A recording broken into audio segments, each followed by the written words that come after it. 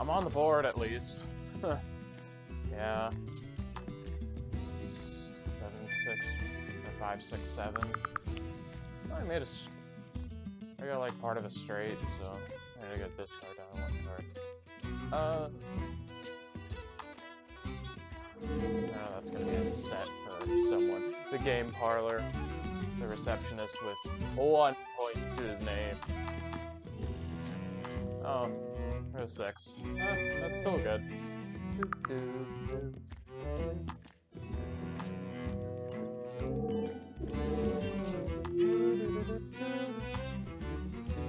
And welcome back to Tavern Tales. I'm so sorry, I'm kind of enthralled by this card game.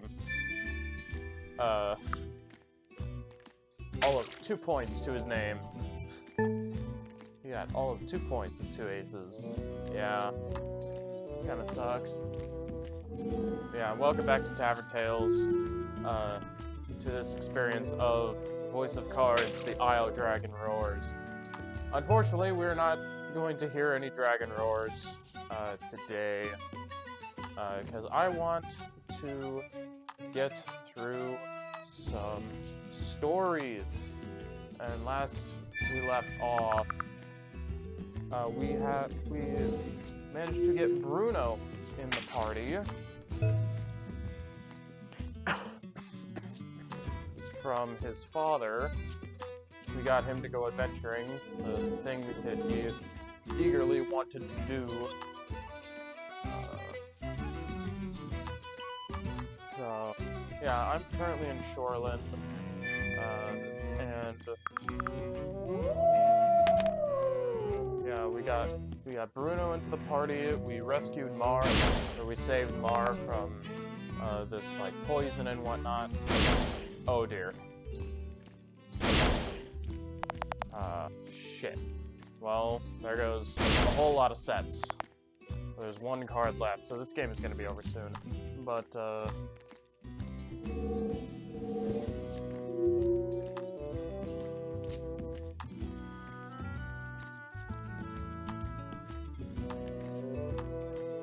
well, I got 32, so that's the last turn, unfortunately. So yeah, so we got Bruno in the party. We got ourselves a spry fish from the harbor that was close. There, the game parlor got 0, and I came in second. Oh, this game parlor is really having it. And the muscle man with his all muscly physique, I suppose. But oh well. But I feel like today is gonna be a shorter episode, I feel like. But, who really knows at this point? But, yeah, let's get into these stories.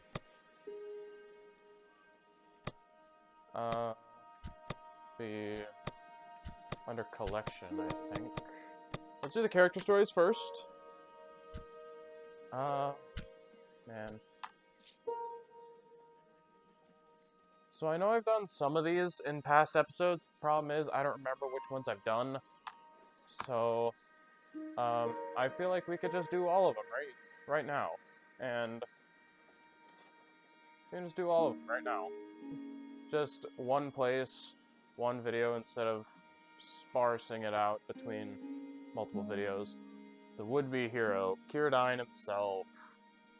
What matters most in life differs depending on the person. For him, it's money. Slaying the dragon will make him a hero, but more importantly, it'll make him rich. Unfortunately, we can't see his flip side story yet. Yeah, same thing with Mar. It was love at first coup when our heart or freewheeling bounty hunter met Mar, and they've been inseparable ever since. Who says bounty hunters can't have a soft side? Yeah, just make him a Beastmaster Ranger or something like that, or a druid who has a got or like one of the 3.5, like D&D 3.5 subclasses with the. Still haven't gotten Melanie's story. This dark and twisty mage harbors a deep-seated grudge against the dragon, but knows her own limits. She desires enough power to slay the dragon in a single blow. Yeah, well, we got hints of her backstory a little bit. Riddis. Wait, I know that sound. The tone of the familiar flute. Pull our most familiar flute. Pull this lively young lady from her fruit-gathering chores and towards our merry band of rogues. Oh. She carries a book she has read many, many times before, and is never happier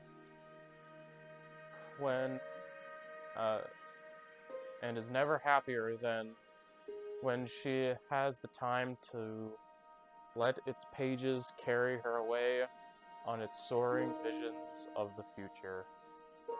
Yeah.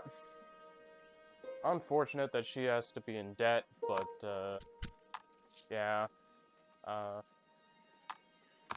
His is locked. His is the only main character that's locked so far. The day begins early for this aspiring adventurer. Each and every day he rises with the sun and gulps down a helping of custom supplement made by his father. Yeah, his quote-unquote nutrition. Nutrition from Oreo. Winifred. Winifred was born into the Ivory Order and raised as a dignified lady. Her and her fellow Order members find her mage training a boon on their travels. Sorry if the mic got a little rustled there. Barwin. The Ivory Order values warriors as level-headed and trustworthy as Barwin. Warriors who approach wood chopping and bodyguard detail with equal amount of intensity and fortitude. Yeah. Big ol' axe. I wouldn't say as muscular as some of the others, but, yeah. And Hedwyn. The entire Ivory Order reveres Hedwyn for his wisdom.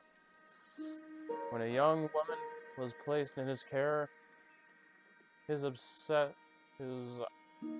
obsessive focus on etiquette revealed the other side. Exacting disciplinarian. Yeah, my English is kind of shitty, but we haven't done that.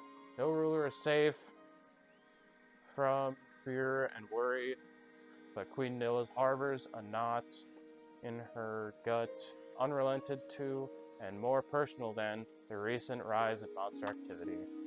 And don't even know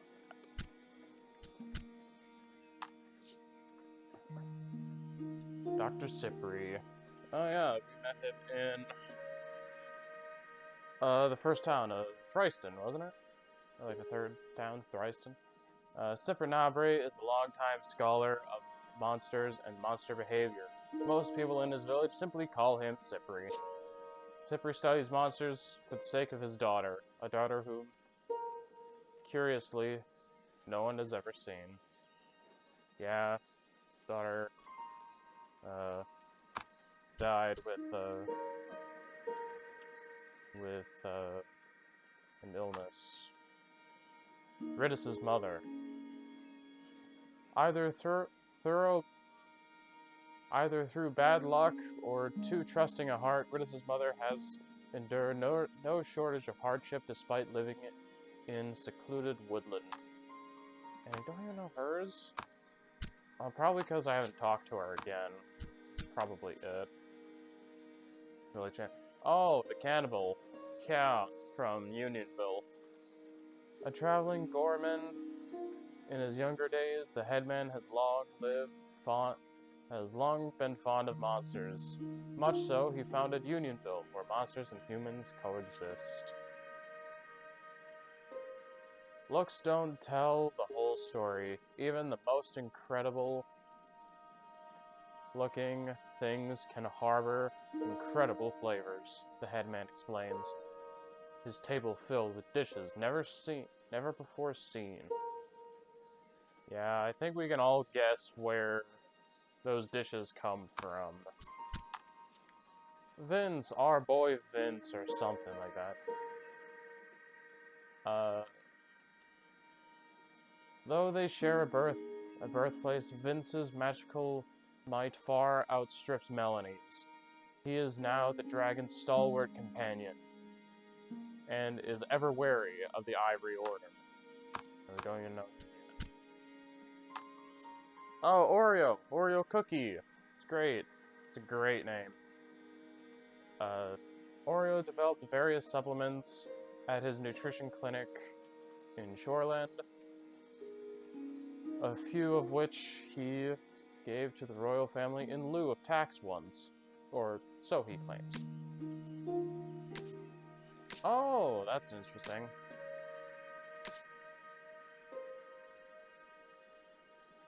He'll tell you men keep nutritional secrets to avoid disclosing his formula, but he'll note it's nothing like the Ivory Order's medicine. Rumor is, though, that boogers are involved. Boogers are involved. Yeah, maybe. I don't know. It's only a rumor. Don't believe everything you hear.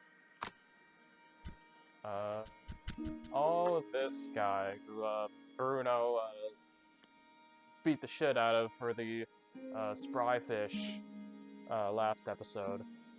This seaman prides himself on his strength, and claims none in his village can best him. He trains every day in hope of becoming what he calls the ultimate man. His training regimen is diverse, comprising handicrafts, cooking, singing, gardening, fortune-telling, and calligraphy. Strength training? Who said anything about that? Knowledge is everything. If you know a lot of shit, you're bound to get somewhere. Little boy. Little child. This little boy loves climbing trees. Just you watch. Today he's gonna climb the big tree in the square. Good for him. Little boy loves his big sister. Today he's gonna climb a tree to have a look-see in his sister's room.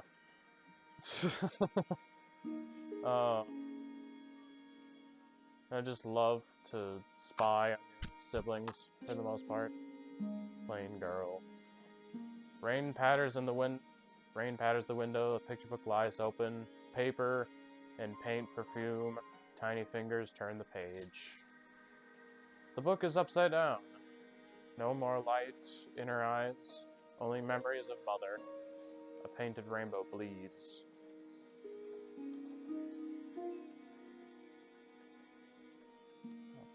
I thought it was a haiku, but there's two. I thought there's some sort of poetry, but no. Like a haiku or something, but no, it's too many syllables. Yeah, average man. Not a day passes that he didn't wear his hair, or arrange his clothes. Where the hell did it get average from? Good God. Arrange his clothes just the way he liked. She was the prettiest girl in the village, and one day he was sure she'd notice him. Before long, the village was full of men who dressed the same and wore their hair the exact same way. She ceased to be able to tell any of them apart. Oh, man. Yeah. Just,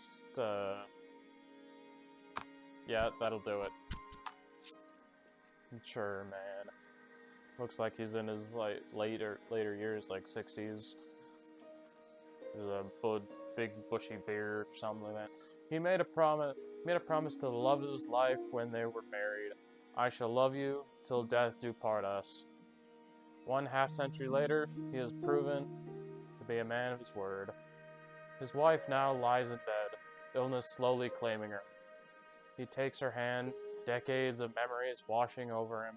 Finally, he sighs. He'll be through with his promise. Yeah.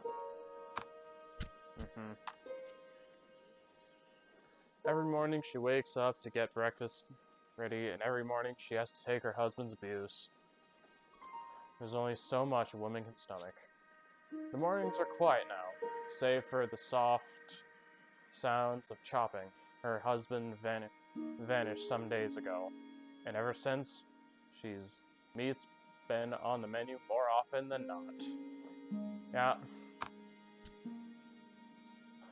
You just gotta love when people get abused. That's totally not it. Woodland Man.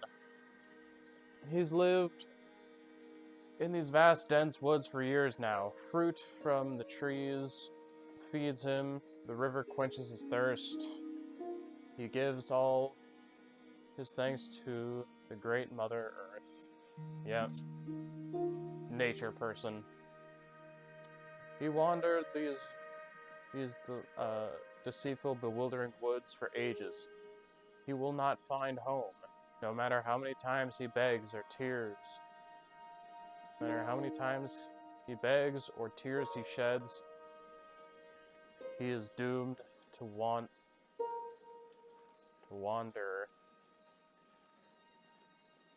for another day. I notice he takes no time of me. I've made my peace with that. I'll be happy as long as I can watch him from the shadows. This place is a paradise. So many trees from which to gaze upon him from all angles, every day of the year, forever and always. Talk about one maybe being stalker-ish, and maybe being a bit shy to even talk to him. But I don't know. I'm just gonna bring my volume down a little bit. Let's just go like 8.5 decibels, see how that goes. Yeah, it's always an adjustment with the audio settings.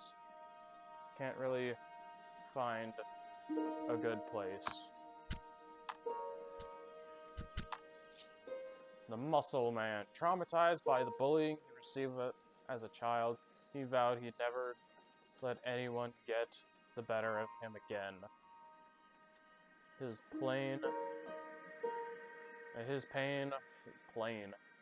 was the springboard for the body now before you. Elsewhere, another boy masked his own body issues by teasing another. Fearing retribution, he too bulked up. Thus did the world gain two absolutely ripped men.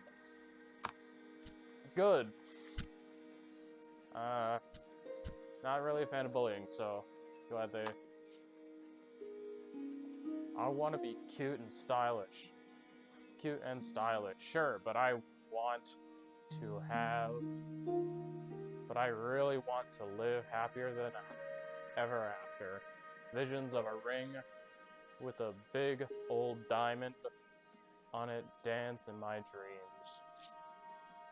But nobody gave me that ring. So, you know what I did. Well, so you know what I did? Well, just look at these muscles. Aren't they cute? And they shine brighter than any diamond. Ugh. Attention. She just wants attention. Great. Hello there. Just pulling Obi-Wan, just hello there. Striking out on your own, are you? Oh, I've been at this long enough to size people up at a glance. Don't worry, I'll make you exactly what you need. You saw him, right? Real scrawny looking? You'll have no problem taking his money. And I'll have no problem staying in business. It's a win-win. Just a guy who's willing to do business.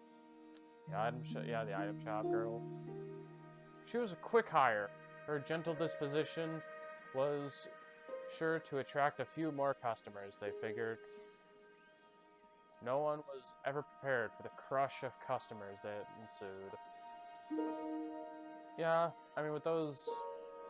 Yeah, with the bangs and those bright blue eyes. Oh, you didn't expect these cards, that's... Yeah.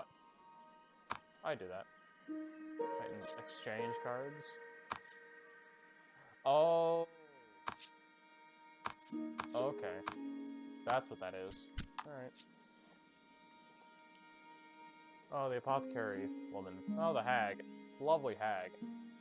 Her moist, glistening eyes, the lone bright spot on her dimly lit shop locked on me as soon as I set foot inside. Her uncanny, croaking laughter sent shivers down my spine.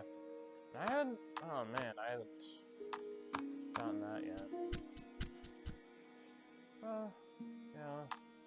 Yeah, the innkeeper. Her confused... confused? What? My English. He confessed his love to her, and asked her to live together with him. He pledged to make her happy. She nodded and agreed readily. Another fully booked night at the inn. All men, all apparently long stays, each one happy they get to live with her. Huh. And I would. Oh, the game parlor receptionist. Oh, nice. The rumors around that the sweet innocent boy who greets patrons of the game parlor receives a small bonus from the owner whenever the house wins a game in a game of cards. Well, that didn't happen this time. Well, that didn't happen this time because he scored a nothing. So, yeah. Oh, this is the Riddler, the riddle one.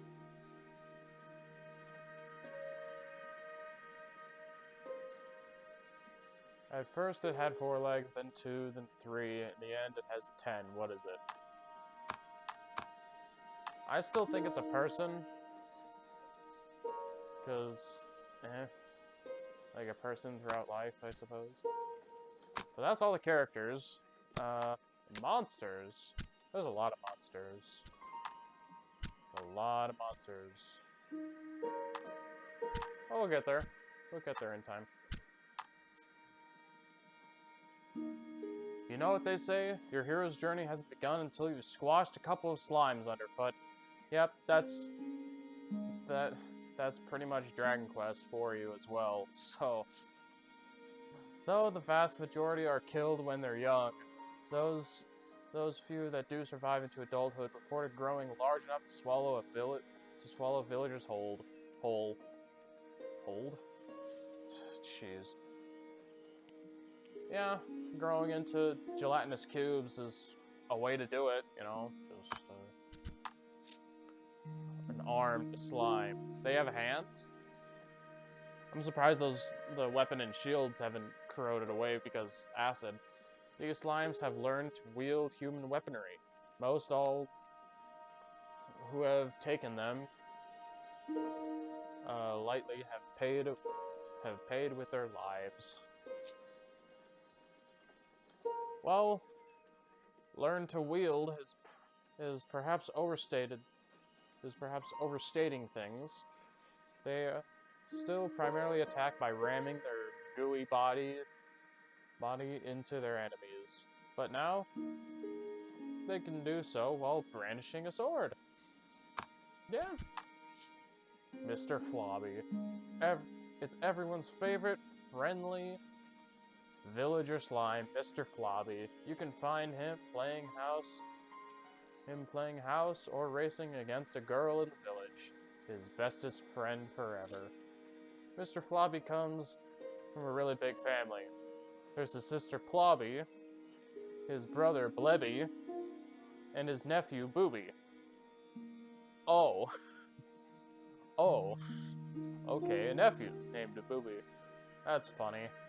Sadly, none of them are with us any longer. None of them are with us any longer. Oh. He's just alone now? Is he an orphan slime? I doubt so, but yeah. Red fungos are fiercely territorial, killing all who set foot in their land and turning their corpses into red fungo colonies. Forest creatures fear their swelling ranks. Forest dwellers who covet, and I dropped my controller. Forest dwellers who covet the red fungo as a health food that they leave monster carcasses in the forest and return to collect them once fungos have colonized them. Seeing as they produce poison with their bodies for protection, these guys are anything but fun. Factor in their tough flesh and you have a meal even the omnivores avoid. That'll do it. So many chefs have tried and failed to come up with a way to render these creatures edible that each new poisoning elicits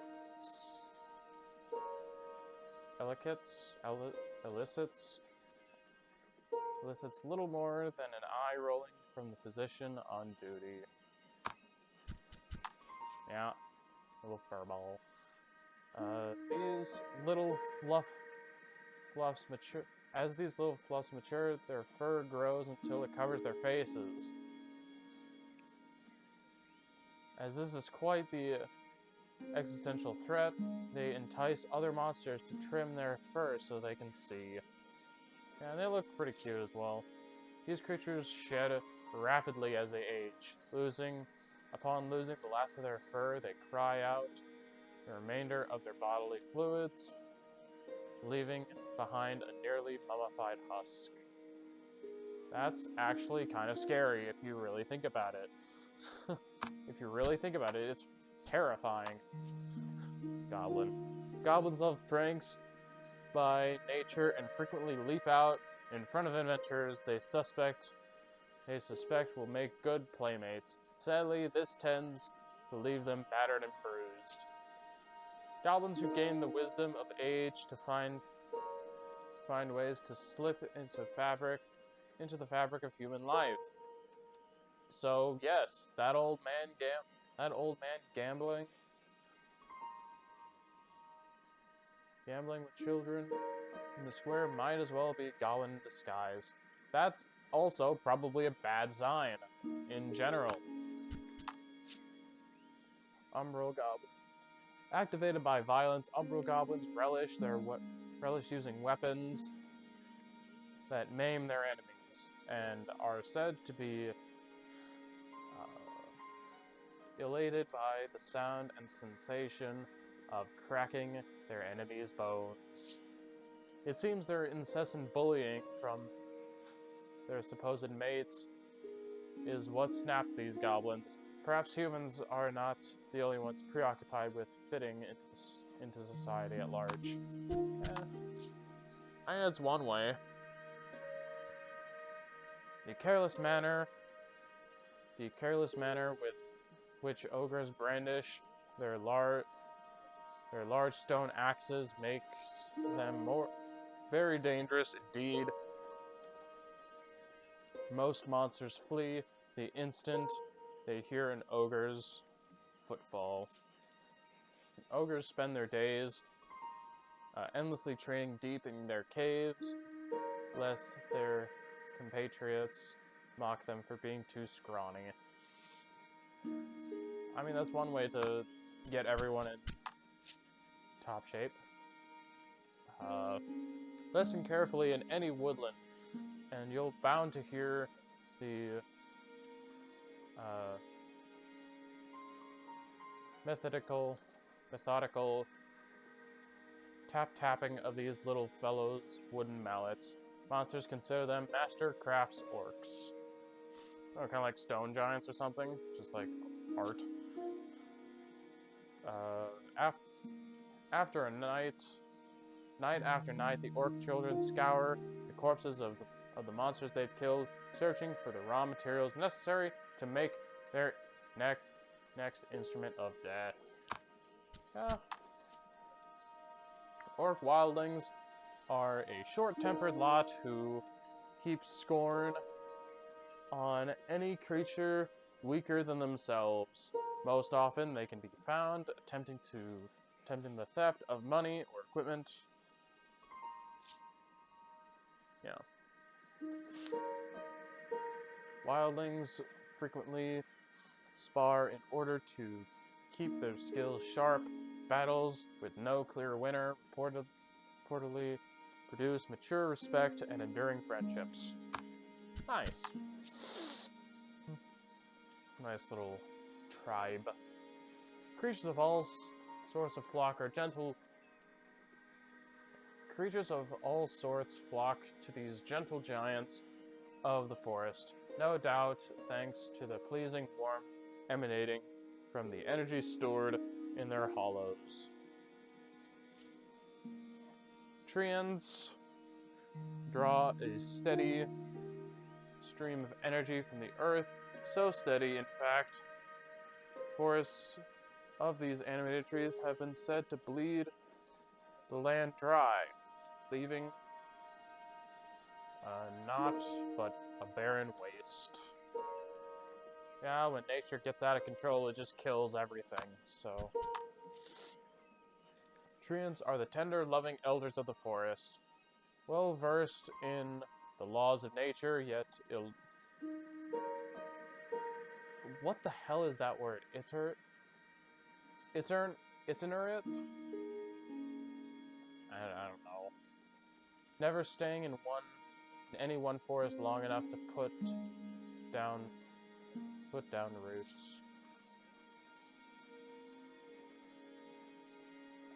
When treants cross paths on their travels,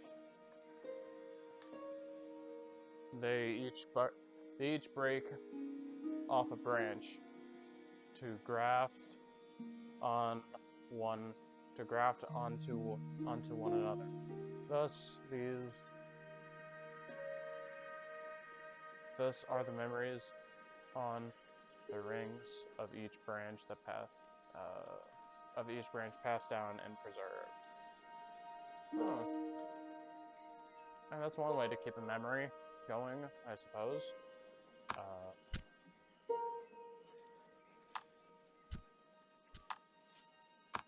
What is this, 3 or 4? We're almost done here. Yeah. The flames engulfing these wolves are said to be born to burn until the wolf perishes. As such, one nation took to engraving the beasts on talismans as a symbol of long life. I haven't unlocked that story yet. That's interesting. A harpy. Nary a soul has ever laid eyes on a male harpy, for they confine themselves to the nest and raise the young while the females are off hunting. I haven't done that one. Dryad. Yeah, the Dryads. All these are like D&D creatures too. Or like can be put to some D&D monsters. Dryads believe themselves the belle of the forest ball. So to speak. On the night of the full moon, they have been known to hold concerts deep in the heart of the forest. The mere hint of a Dryad's song is enough to send creatures of the forest fleeing. For those who pay any mind to it pass gently into that good night. skull soldier, just a skeleton with a cult symbol on its forehead. At least it's not a finger and a thumb shaped on the L of the forehead. It's some sort of symbol, just not it's just not an L. A powerful curse clings to the bones of these former humans, which pry themselves from the grave in search of release. Dispel the curse to render them a pile of ordinary bones. There once was a couple consumed by an ill-fated love, only to be reunited in undeath. So overjoyed were they at their good fortune that they both passed into a sweet eternal slumber. My English is so terrible, I am so sorry. Lost soul. With staggering magical prowess there is at last, the lost souls regain a modicum of humanity. They gaze upon their skeletal forms in despair and vow to become human once more. I haven't done that one yet. Lizard Squire. These humanoid lizards rarely hesitate to attack, for they see each other for each and every passing adventure as an opportunity to prove themselves in battle. During mating season, their belligerence fades, and the males turn their gaze upon the females. Flowers clutched tightly in hand, they are decidedly stunned lovers. Lizard warriors are battle-hardened creatures who thrill at the thought of fighting a powerful foe, nigh unshakable when armed. And, Aquarock. All who lay eyes on Aquarocks. I almost said Octoroks for a second. All who lay eyes on Aquarocks are taken in by their beauty, only for the spirit within to devour their souls in service of further polishing its vessel. Nice. Good for you.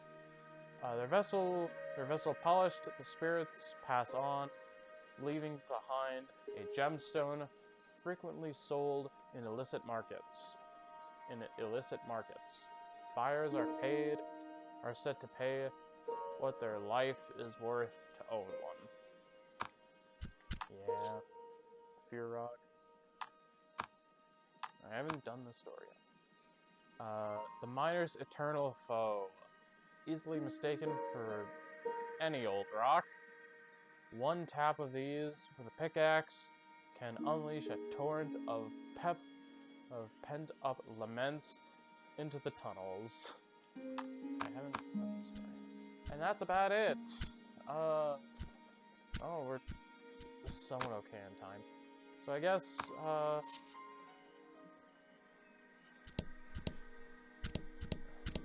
I guess we can make our way to the tower, to that Musty Tower. So yeah, we started Chapter 5 as well. I'm sorry that we didn't clarify that earlier. But I've just been literally grinding out, like, just doing this. Just going on, like, this long diagonal, just farming away for, like, 2 to 3 hours. That was enjoyable, somewhat. That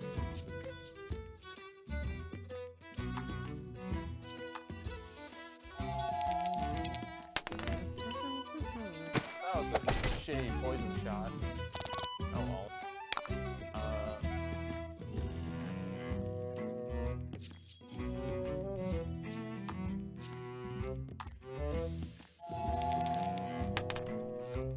we're having a... Yeah, that was a bit overkill. I've got Riddis and Bruno in here instead of Mar and Bruno for the additional party members. Not to say that they're bad, not to say that the others are bad, it's just I prefer other things.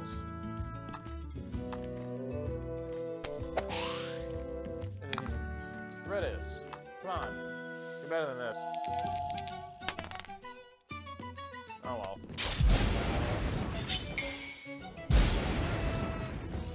Yeah. That's a definite overkill with a crit, but yeah, that's a... How do you want to do this, at least? But, yeah. It's a good little fight. Everyone participated, so that's a good thing. Oh, and we also found, if anyone remembers that Monster Memo 2 from a couple episodes ago, I took notes. I take notes when I'm editing, just so that,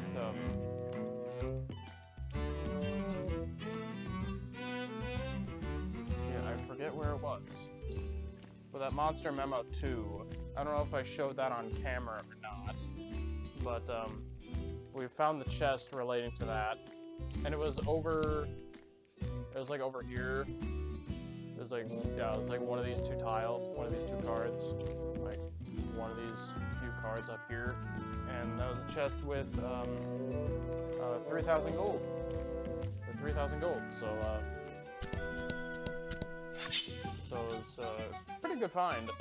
And we also uncovered a new event on one of those beach, like shore cards or like those beach cards. It was like almost like a semi-tidal wave.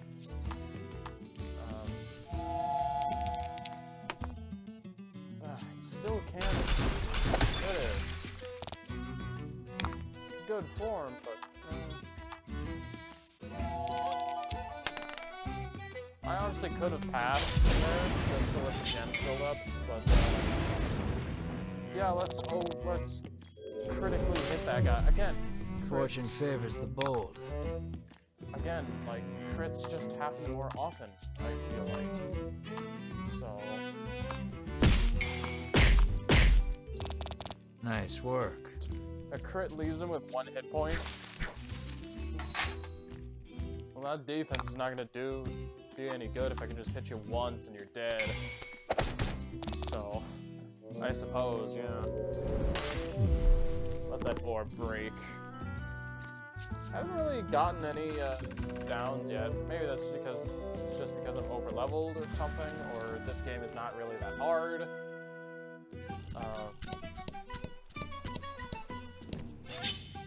But I guess we can continue on for a little bit longer. I'm not really sure if I want to keep in some of these combats, or inflict poison on alcohol turn.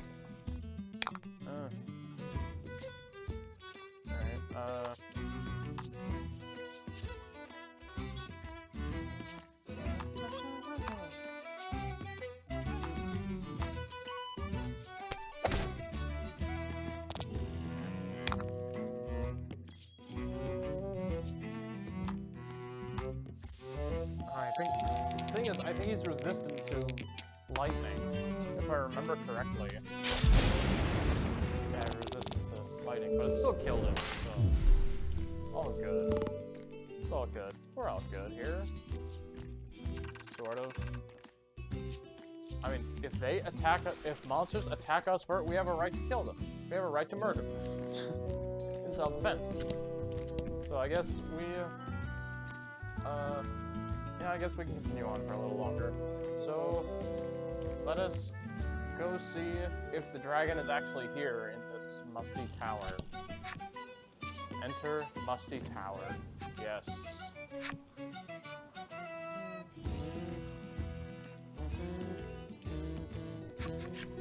We have finally arrived at the Tower of Legend. Yeah. Is everyone ready? You ask with a posed look. Absolutely not. Bruno Probably was the am. first to respond. But, But this is just an old lighthouse, he remarks, yeah. oblivious to your sudden embarrassment. Yeah. Riddis snorts to herself, seeing you red in the face from jumping to conclusions. I suppose. Enter the tower in search of the dragon. Watch, we find the Ivory Order here already fighting the dragon, and they're losing. That would be funny. Actually, I want to have Mel in the party. I want to have Mel in the party. I want to have Mel in here. The problem is, I don't know who to keep. Since Riddis has like a multi-heal skill, Bruno has like support buffs. But Mel can generate gems, a lot of gems.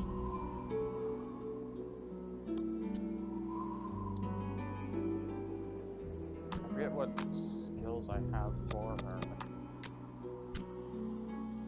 Okay. So I'm actually going... This is the thing, like, 3 party members... I feel like 3 party members is really restricting for this. For this, at least. Restores 5 HP to a target for 3 turns. Has 3 to all attack. And I guess I could replace Curedine if I really wanted to. I could replace him with Curedine, with Mar, or anyone else for that matter, really, but it doesn't feel right, so I feel like having Mel and then replacing this there.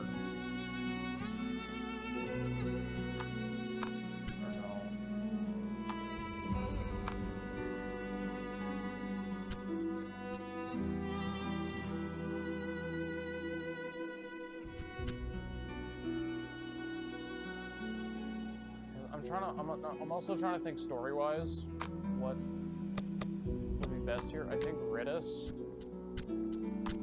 would be really good here, so I'm just gonna leave Mar and Bruno in reserves and have Mel and Riddis in here. So an enemy approaches. I mean, look, I feel like a dumbass for not doing that, but Bruno leveled up. I didn't get a new skill, but that's something. Oh, fulfilled for the Harpies story. Okay. Let's read that quickly. Just, I just want to read this quickly, because, we literally just did every story this session, and poachers leave many a male harpy's corpse in their wake in pursuit of baby harpy down, which commands a high price in illicit markets. Yeah. Sure, I suppose. But, yeah, that's the harpy story in full. A door. There's a door. Oh, Vox Machina's worst nightmare is a door. They do keep a lot in. Hopefully it's entertaining to listen to, at least. There's a door. It appears this sturdy door has a magic seal on it. Unfortunately, it is out of her realm of expertise. Hers? Whose? Riddis rolls up her sleeves and shouts, "Open sesame." You swear you have heard these words somewhere before. like childhood, probably childhood. I mean, honestly, Riddler is a child, so shit, an elf. Don't You really care all about watch time. in silence as the door stays shut. Oh, of course it does. You snort to yourself, seeing Riddler red in the face. Yeah. How will you get in? I don't know.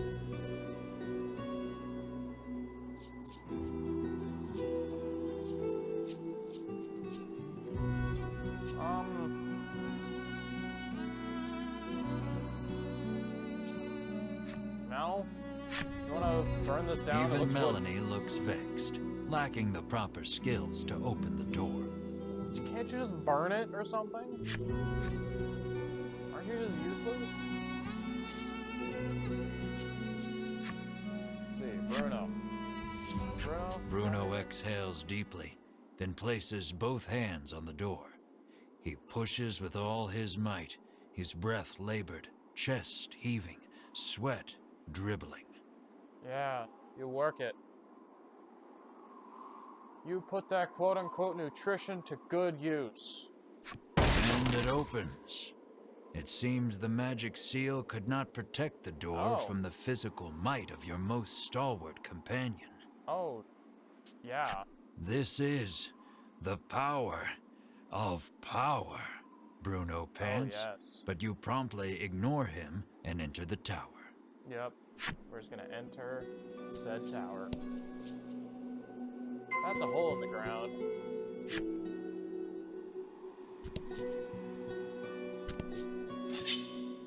An enemy. All enemies. Hell yeah.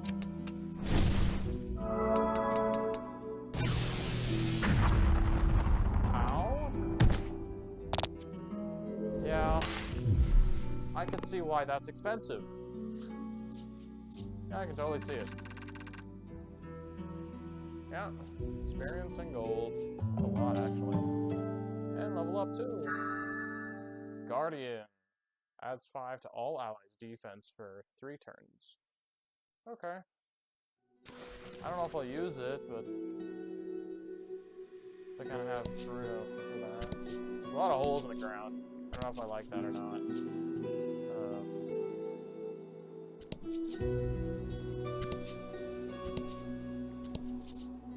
Explore in a tower. Haven't found a chest. There's an enemy right in front of the chest. That's real convenient, I suppose. Took care of that harpy real quick. So we can get whatever this loot is. Quality salve. Those are always good to have. I'm debating on whether or not to try to enter one of these spaces. Nope. Okay. You just can't enter those spaces. That's okay. We're just gonna outline the perimeter of the tower and then kind of tremble in, I think.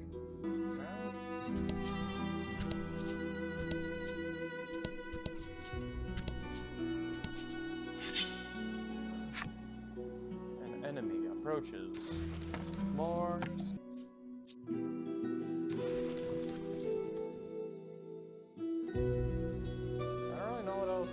What to really talk about, because I don't even know if we're even close to the end of the game or something.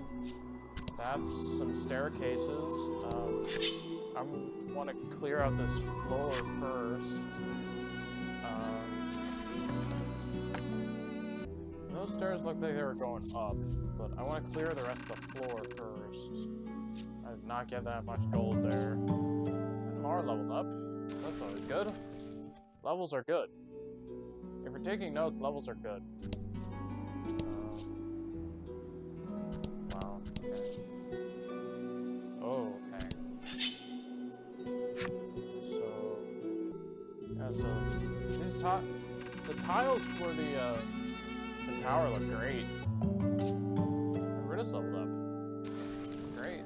Awesome. Get some more do that because I can't continue forward here. I'm just gonna do this. A little bit of this. Travel back. Travel backwards, see what I find. You know, it's just something to do. And Melanie leveled up. It's level 22.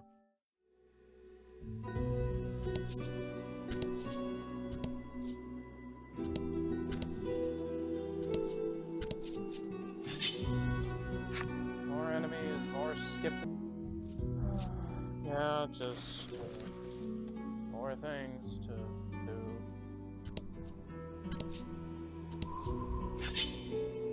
I'm really hoping that there's a chest here.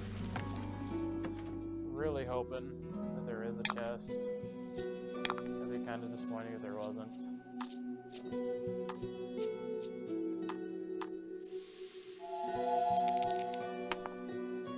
Now I gotta freeze him.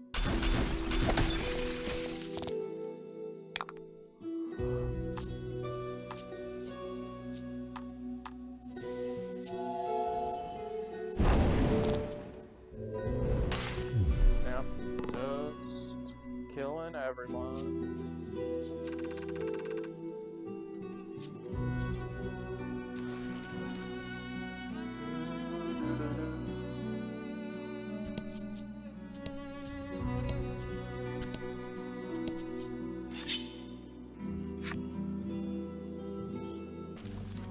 I'm almost done with this floor, so.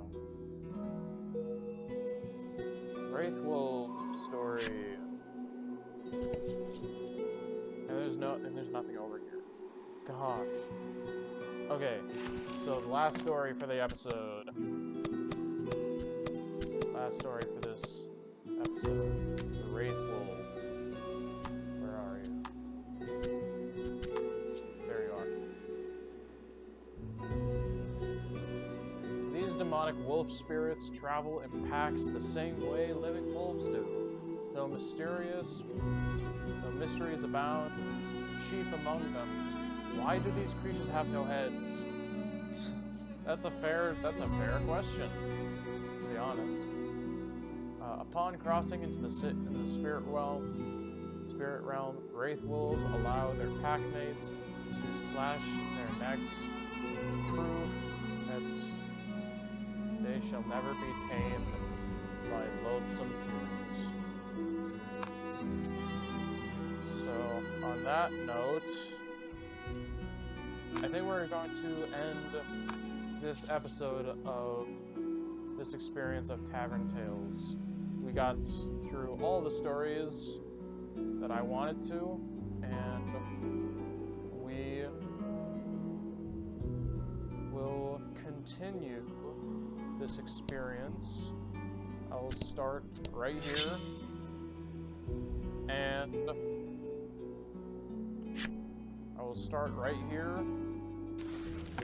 hopefully everything will turn out okay on the next floors. About the enemy. And